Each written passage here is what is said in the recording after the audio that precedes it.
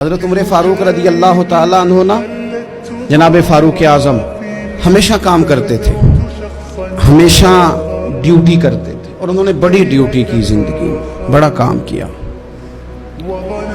ہم نہ سو جاتے ہیں، ہم آرام کرتے ہیں، بلکہ مرضی کی نیند ہے، مرضی کا جاگنا۔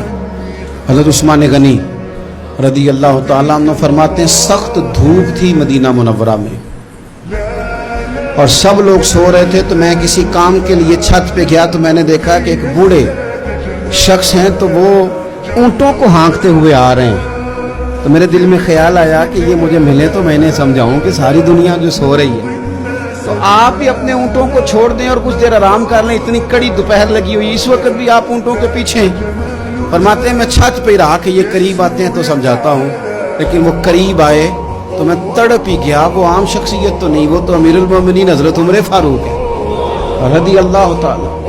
میں نے ان سے کہا کہ امیر المومنین اس دھوپ میں آپ اونٹوں کے پیچھے سارا زمانہ سو رہا ہے، کسی غلام کو فرما دیتے تو آپ فرمانے لگے یہ مال غنیمت کے اونٹ ہیں، غلام کی ڈیوٹی تو نہیں نا، ڈیوٹی تو میری ہے نا مسلمانوں کا مال سنبھالنے کی۔